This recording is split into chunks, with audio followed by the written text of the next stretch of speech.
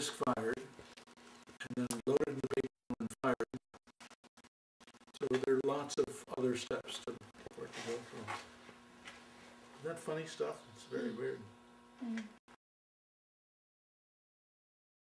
Here, that's the potter's wheel. See all these boards come off, and that wheel was a graduation present from my father from graduating from college, and I still use it. I'm very happy to have that connection with my father. Are there any other professional potters in town? Oh yes, Matthew Tell. Have you interviewed Matthew yet? No. I don't think so. Or maybe in past years, but not this year. And then Michael Boylan teaches at the college. He's a professional potter. And there have been a couple of other potters in town that have left or stopped making pottery. So I think that's all there are today. Maya Zelkin lived in town for quite a few years, and she had a beautiful wood burning kiln, but she left last year. She's still a potter, a good potter.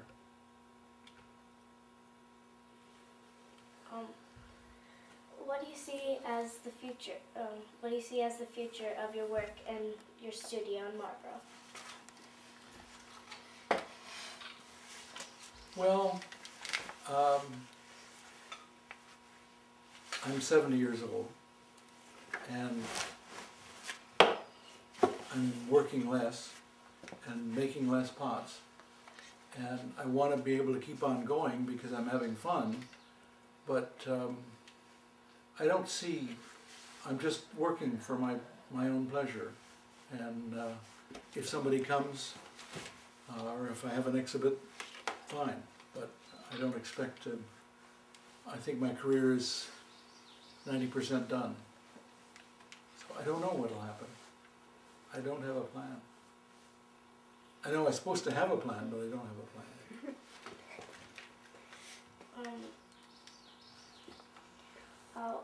What people or experiences would you say have influenced you in your personal life? And in what ways have they influenced you? Well, I like going to museums. I really like museums all over. Anywhere I go first to a museum. And looking at art is always a big inspiration. And you'd think that, 70 years of going to museums, I'd seen it all. But every year I see something new that I've never seen before, never understood before.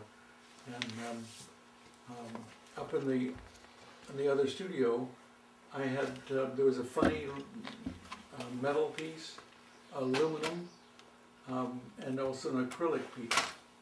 And I'm starting on something completely different with that. Bending acrylic and bending aluminum to build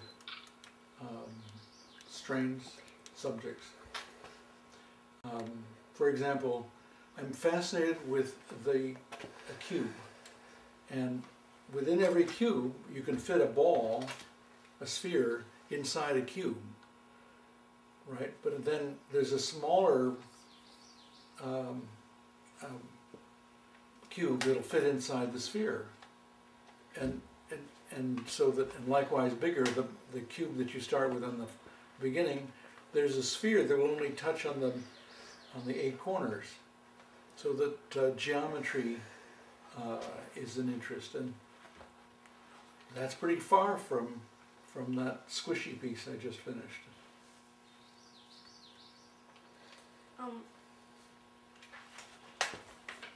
Is there anything else about your life that you would like to mention, but that I haven't asked you about? It seems to me you've asked a lot of wonderful questions. You must be exhausted. And my answers are always so long. But you had a lot of good questions. Who wrote the questions? I'm not for sure because I wasn't on this interview. I think it was probably David.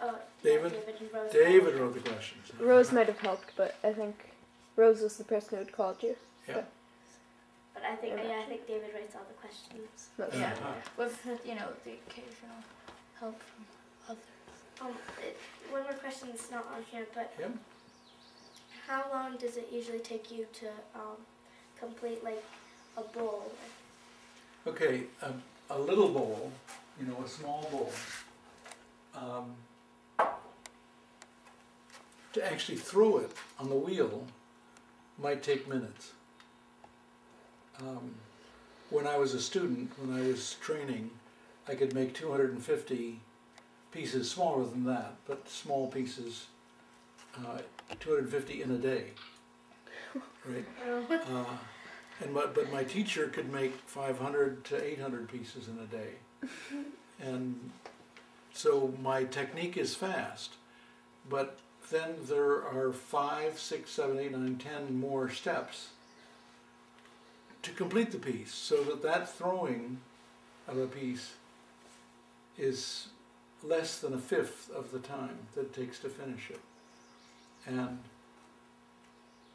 then there are all the other issues of you got to shovel the roofs so the building doesn't fall down, etc. There are a lot of other things to do to make life go on that you have to do that aren't included in that time. It's misleading. If in making big pots, big bowls like that, if I make 8 or 10 or 12 of those in a day, that's a lot, right? And so that's more than half an hour to make the piece, and then times 5,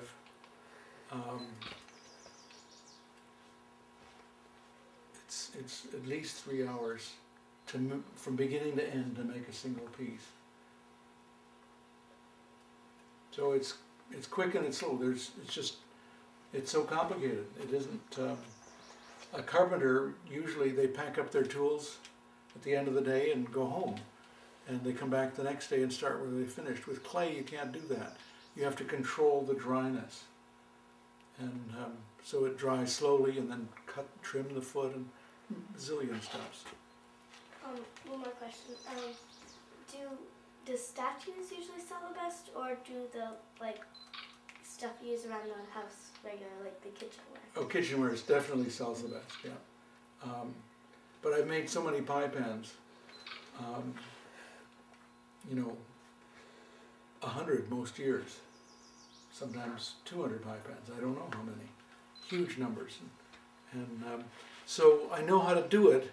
It isn't challenging, and I want a challenge. Do any of you have more questions? Did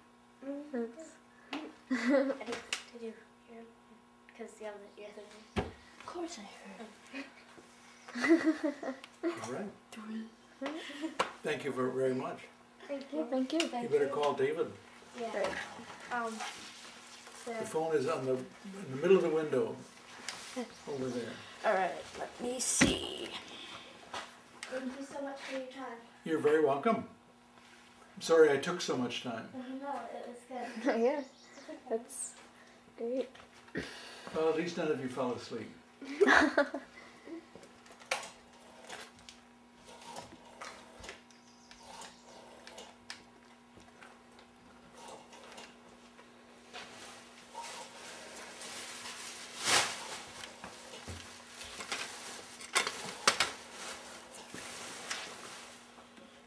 Sure is cold. It is pretty cold. Yeah.